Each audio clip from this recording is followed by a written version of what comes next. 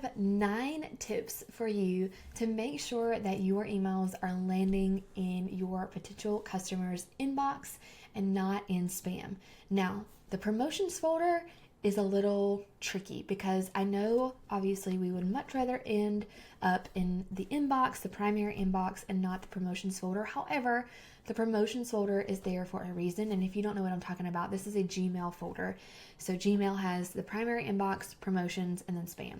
Spam is where emails go to die. No one checks spam, so you definitely don't want to end up there, and that's what I'm going to be helping you with in this podcast episode. Promotions is there for a purpose, and Gmail is really good at figuring out if you are emailing for business purposes, and they're going to put you in that promotions folder, and that is okay. The best people in the biz go to my promotions folder, and I still check it, and I still have purchased from them. So that is okay, and there is no clear way to not end up there. But let's talk about how to make sure you're not ending up in spam. So the first one, I'm not going to pretend like I know a ton about. I Googled this, and I was able to set it up. I did have someone also help me because I had some extra tech issues. But the first one is to set up your SPF record, your DKIM, and your DMARC. So those are 3 different things. These all have to do with authenticating your email, making sure that your emails are not spam and that the inbox that receives your emails understands that you are sending these legally. You are sending these because this person signed up to receive these emails. Again, I don't know the tech behind it, and I can't tell you how to set that up because it depends on where your email is hosted, what platform you use. But if you Google it, there are tons of YouTube videos out there to help you set that up. But make sure all 3 of those things are set up, and you can look into more about that. Like I said, just Google. It's all over the internet now. It's kind of like a newer, I don't know if it's new, but there's been a bigger push towards that as different inboxes are kind of tightening down on spam emails. I did not have that set up, and so I had a big issue with email sender reputation. And once I fixed those, then my open rates got a lot better. I also have a friend, Juliana, she's been on the podcast before, collaborated consulting, and she had a great email list and had great open rates, and then all of a sudden her open rates plummeted, and she realized it was because she didn't have these things set up. And so she got those set up and then warmed her list back up, and then her open rates were back up to where they were before. So set those things up. Number 2 is make sure you're sending from a domain email. So not a Gmail email, yourdomain.com. So like lindsaybowden.com. So when you get an email from me, it's contact@lindsaybowden.com. It's not lindsaybowden@gmail.com. So set up a domain email, and then inside that domain, the DNS settings is where you set up those SPF, DKIM, DMARC, all of that stuff. Number 3 is if you have ghosted your email list for a long time and you have a larger list, don't just send out a blast email to your whole list after not emailing them for a long time. That's a great way to be flagged as spam. If you've ghosted your list for months, then slowly email segments of your list, like 100 at a time or 1,000 at a time, over the next several weeks to kind of warm your list back up and to not be marked as spam. Number 4 is subject lines. So subject lines are the best way to get your emails opened.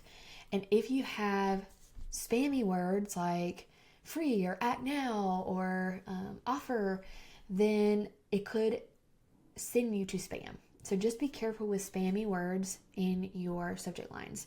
Now, I have been using a new website called subjectline.com that I really like. However, I have noticed that sometimes they give me spammy words in my suggestions. So just be aware of that. But most of the suggestions I do really like. So you can check that out, subjectline.com. Some things that I have been trying that I never really thought of before is more capitalizing of words. So I usually would not capitalize any words except like I, but capitalizing the first word and then maybe every word after that other than articles and prepositions has seemed to raise my open rates a little bit. I don't know why. I don't know the science behind that, but it has worked. Adding an emoji to the beginning works, and they just give you different ideas for improving your open rates, your subject line. So check that out, but just beware of the spammy suggestions. Number 5 is having too many pictures in your emails. I try to stick to no pictures, but sometimes pictures are necessary. And I do like to include pictures, or one picture of myself sometimes, just so people can see like this is who this email is from and kind of get to know, like, and trust me. But I try to keep that to a minimum. The more pictures, the more kind of spammy it might look. Number 6 is using the call to action to ask people to reply to your email. So sending out like, hey, I need your help planning my next podcast. Can you reply to this email and tell me one suggestion for my podcast? And the more you can get people to reply back, the more the inbox, the Gmail, the Yahoo, the whatever, says, okay, this person wanted to receive this email and they are replying, they're communicating back and forth with this email sender. It must be important, so I must put it in the inbox and not in spam. So asking people to reply is a great call to action. I would probably do that maybe once a month or once a quarter to really improve those open rates. Number 7 is to clean your list regularly. So if you have hard bounces, which means typically it means someone entered their email wrong when they signed up for one of your freebies, delete those. Because the more hard bounces you try to send, the more the inbox is going to think that you're sending spam, because you're just sending it to a random email that doesn't exist. So delete those. I delete unsubscribers every month. So someone that unsubscribes, I delete those. Just make sure if your email list is connected to where you sell things. Sometimes I have people that have purchased and they unsubscribe to like marketing emails. Make sure you don't delete customers. So delete people that have unsubscribed but they're not customers. Another way you can clean your list is inactive people. So maybe they haven't unsubscribed but they haven't opened an email in like 6 months. You can send them maybe like one last email like, hey, are we breaking up? I see that one a lot. Or, hey, this is the last email you're going to get from me. And then if they open that, then maybe they're still interested. But if they still don't open that one, go ahead and delete those. They're not interested. They're not opening their email. Maybe they don't check that email anymore. There's a lot of different reasons, but you only want people who are opening emails to be on your list, because the higher the open rate, the higher your email sender reputation is, because inboxes think, oh wow, a lot of people are opening his emails, so people must want this, so I'm going to put it in the inbox. Number 8, I talked about this last week, but if you have different types of people on your list that signed up because of different reasons, segment them and only send relevant content to the people on your list. If you have 2 different types of people that signed up for 2 different things, don't just send email blasts to the whole list all the time. Segment and make sure you're only sending relevant content. And then number 9 is watching data. If your open rates are super low, then there's something wrong. I mean, if they're lower than 20%, there's something wrong. It's either you're getting the wrong people on your list, you are landing in spam, your subject lines aren't good, so you need to figure that out.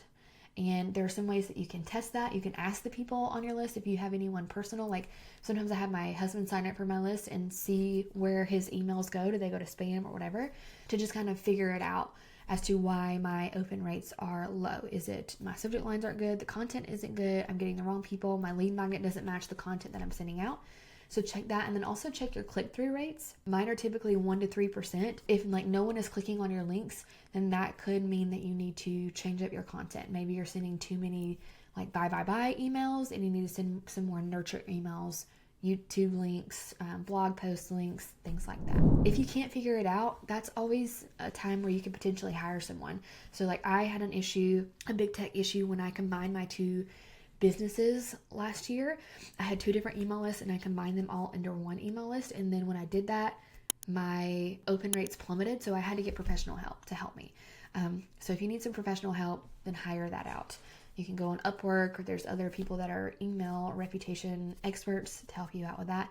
Because like I said, the tech can be a little challenging, but start on YouTube and see if you can at least set up that DKIM, SPF, DMARC by yourself, and really make sure that you're landing in the inbox. All right, I'll see you guys next week. Bye.